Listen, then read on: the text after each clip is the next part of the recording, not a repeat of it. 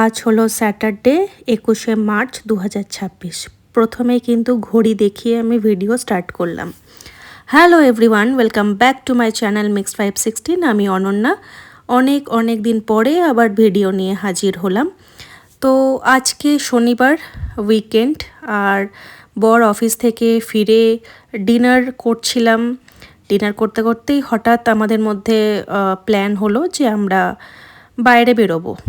তো বাইরে বেরোবো, ঠিক আছে, ভালো কথা। তো তারপরে মনে হলো যে শুধুই কি বাইরে বেরোবো, যদি লং ড্রাইভটা একটু বেশি লং করি তাহলে ক্ষতি কী।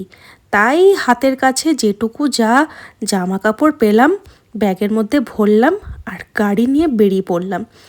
কোথায় যাচ্ছি সত্যি জানি না, শুধু বেরোলাম দুজনে যে লং ড্রাইভে যাব, দুজনে একটা সুন্দর মুহূর্ত আমরা কাটাবো। তো যাই হোক, যেই ভাবনা সেই কাজ। রাত 10টার সময় আমরা বেরিয়ে পড়লাম। আর দেখো কি সুন্দর জঙ্গলের রাস্তা ধরে আমরা এগোচ্ছি। রাতের জঙ্গলের রাস্তা, বুঝতেই পারছো, একটা গা ছমছমে পরিবেশ। তো হঠাৎই আমাদের রাস্তায় যেতে যেতেই প্ল্যানিং হলো যে লং ড্রাইভটা একটা ইয়াদগার করতে হবে। তো তার জন্য কোথায় যাওয়া যায় না, আমরা যাচ্ছি দীঘার উদ্দেশ্যে। আর ঘড়িতে দেখলেই বাজছে প্রায় 11:30টার কাছাকাছি। আমরা একটা জায়গায় এসে একটু দাঁড়ালাম। তো এখানে দাঁড়িয়ে 5-10 মিনিটের মতো একটুখানি দাঁড়ালাম। এখানটা মোটামুটি অনেক দোকান খোলা ছিল, একটু লাইটিং সব ছিল, তো সেজন্য আমরা একটু দাঁড়ালাম। তারপরে আবার জঙ্গলের রাস্তা হয়ে আমরা কিন্তু এগোতে থাকলাম। আমরা আসানসোল টু দীঘা যাচ্ছি। আর আমরা রাস্তা হচ্ছে ওই বাঁকুড়া খড়গপুর, এই রাস্তা হয়ে আমরা দীঘা যাচ্ছি। তো বাঁকুড়া খড়গপুর যেতে গিয়ে কিন্তু অনেকগুলোই জঙ্গল পড়ে। আর দেখো ঘড়িতে এখন বাজছে 3টে, এখনও কিন্তু ননস্টপ ড্রাইভ চলছে।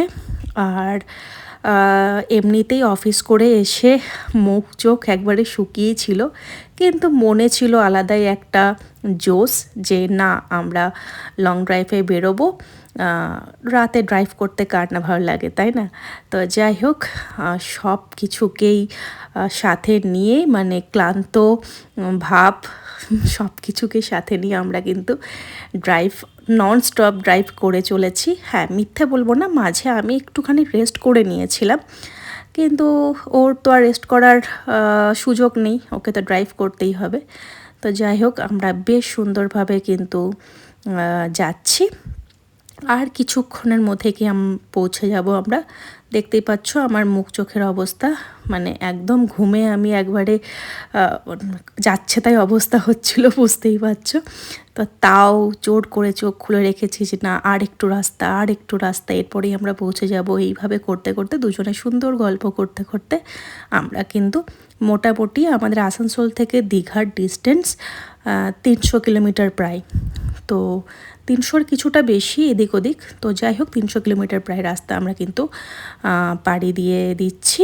আর দেখো এখন বেজে গেছে ঘড়িতে ঠিক ভোর 4টে, মানে আজকে হয়ে গেল রবিবার 22শে মার্চ।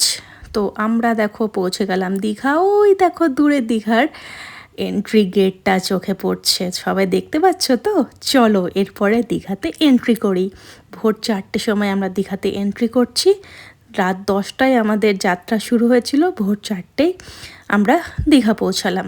কিন্তু বিষয় হলো যে প্রচণ্ড ভোরেই আমরা পৌঁছে গেছি। এখন হোটেল তো আমাদের আগের থেকে বুক ছিল না, এখন কি হবে কিছুই জানি না। The next morning. এই দেখো আমরা হোটেলে চেক ইন করলাম, এখন বাজছে 7:30। ভোর 4টে থেকে 7টা পর্যন্ত আমাদের হোটেল খুঁজতে টাইম লাগলো। একটা হোটেল খালি নেই, সব বুকড, মানে যেহেতু উইকেন্ড কোথাও হোটেল নেই। অনেক খোঁজাখুঁজির পরে শেষমেশ এই হোটেলের এই একটা মাত্র রুমই অ্যাভেলেবেল ছিল। তো আমরা আর দেরি না করে এটাতেই স্টে করব। তো এখানে যাই হোক, যেহেতু অপশন আর কোনো কিছুই পেলাম না, 3-3.5 ঘন্টা আমরা প্রচুর পরিশ্রম করলাম হোটেল খোঁজাতে। আর এমনিতেই সারা রাত ড্রাইভ করে প্রচুর টায়ার্ড আমরা। তো যেটাই হাতের কাছে পেলাম সেখানেই আমরা চলে এলাম, কিন্তু হোটেলটা নো ডাউট বেশ ভালো ছিল। হোটেল রুমে ফ্রেশ হয়ে কিছুক্ষণ রেস্ট করে আমরা বেরিয়ে পড়লাম ব্রেকফাস্ট করতে। প্রচণ্ড খিদে পাচ্ছিল, তাই ব্রেকফাস্টটা করে নেব, আর এরপরে চলে যাব কোনো একটা বিচে, কেননা টাইম ওয়েস্ট করব না। আজকে সারা দিনটাই টুকটাক করে একটুখানি ঘুরবো। তো এই দেখো খাওয়া দাওয়া করে কিন্তু আমরা চলে এলাম উদয়পুর বিচে। উদয়পুর বিচ তো জানোই যে স্পেশাল কী জন্য, কাঁকড়া হচ্ছে এখানকার স্পেশালিটি। তো মশালা কাঁকড়া এখানে খাওয়ার জন্যই আসা। তো বেশ অনেকক্ষণই টাইম আমরা উদয়পুর বিচে কাটালাম, কিছু ফটোশ্যুট করলাম, নিজেরা বেশ সুন্দর টাইম স্পেন্ড করলাম, কত অচেনা মানুষের সাথে কথা হলো, বেশ ভালো লাগলো। তো এরপরে আমরা ফিরবো হোটেলে। 2 hours later. এখন দুপুর 2:30টার মতো বাজছে। আমরা চলে এলাম আমাদের হোটেলের টপ ফ্লোরে। কেন এলাম এ দেখো, দেখলেই বুঝতে পারবে। এখানে ছিল সুইমিং পুল, তো সুইমিং পুল এনজয় করার জন্য আমরা চলে এলাম। আর সমুদ্রে স্নান করলাম না, ভাবলাম যে হোটেলে যখন সুইমিং পুল আছে এবার না হয় সুইমিং পুলে এনজয় করা যাক। আর এদিকে দেখো কি সুন্দর সানবাথ নেওয়ার জন্য স্পেস ছিল। তো যাই হোক, আমি সুইমিং পুলে নেমে গেলাম আর দারুণ এনজয় করলাম।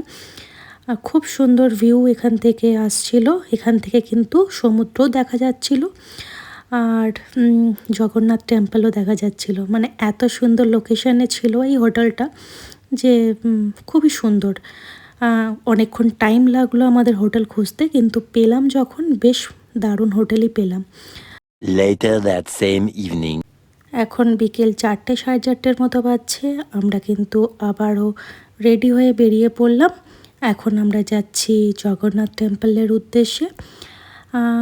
সকালের দিকে প্রচণ্ড রোদ ছিল, তাই আর সকালের দিকে আমরা যাইনি মন্দিরে।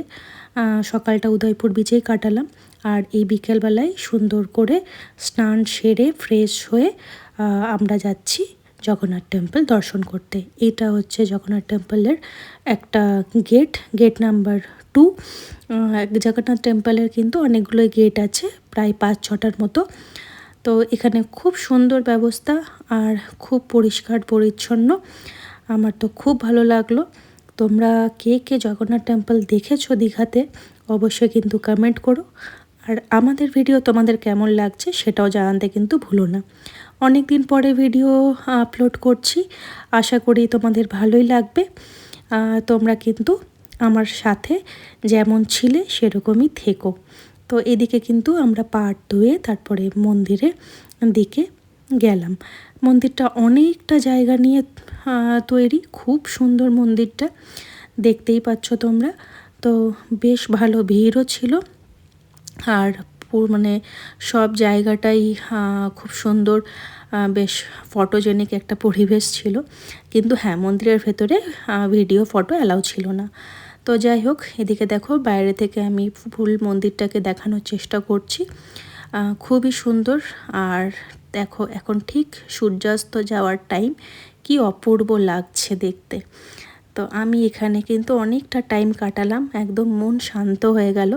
আর এখানে সুন্দর লাইন দিয়ে প্রসাদ নেওয়ার ব্যবস্থা আছে, তো আমরা ওখান থেকে প্রসাদ নিলাম, প্রসাদ গ্রহণ করলাম। প্রসাদটা খেতেও একদম অমৃত। তো যাই হোক, আমরা এখানে খুব সুন্দর সময় কাটালাম। আর এ দেখো কি সুন্দর গোল্ডেন একটা এফেক্ট আসছে, মানে যত সন্ধে বাড়বে এটার কিন্তু রূপ আরও সুন্দর হয়ে উঠবে। দীঘা তো অনেকবারই এসছি, তাই দীঘার মোটামুটি সব জায়গায় ঘোরা হয়ে গেছে। এই জগন্নাথ টেম্পলটাই বাকি ছিল, সেটাও আমাদের দেখা হয়ে গেল। এবার আমরা হোটেল রুমে ফিরে যাব। The next morning. Good morning everyone. আজ হয়ে গেল 23শে মার্চ, সোমবার। আমরা কিন্তু আজকে চেক আউট করে ফেললাম আর বেরিয়ে পড়লাম ঘরের উদ্দেশ্যে। একটা দিনের দীঘার ট্রিপ, মানে আনপ্ল্যান্ড ট্রিপ, দারুণভাবে কাটালাম। আমাদের মতো এরকম আনপ্ল্যান্ড ট্রিপ তোমরা কারা কারা করো অবশ্যই কিন্তু কমেন্ট করে জানিও। তো এখন বাজছে ঘড়িতে সকাল 8:30, আর দেখো সকালের জগন্নাথ টেম্পলের ভিউটাও কিন্তু খুব সুন্দর।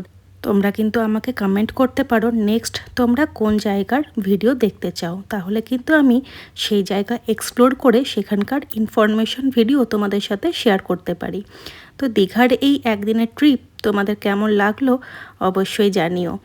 আর এরকম ভিডিও দেখতে হলে যারা নতুন তারা কিন্তু সাবস্ক্রাইব করে পাশে থেকো। তো ব্যাস আবার আমাদের ননস্টপ ড্রাইভ শুরু হয়ে গেল, আর পৌঁছাবো সেই বিকেল। ভিডিও আর লং করলাম না, সকলে খুব ভালো থেকো, সুস্থ থেকো, সাবধানে থেকো, আর পরের ভিডিওর অপেক্ষায় থেকো। এখনকার মতো এখানেই শেষ করলাম, খুব তাড়াতাড়ি আবার দেখা হবে। Tata, bye bye.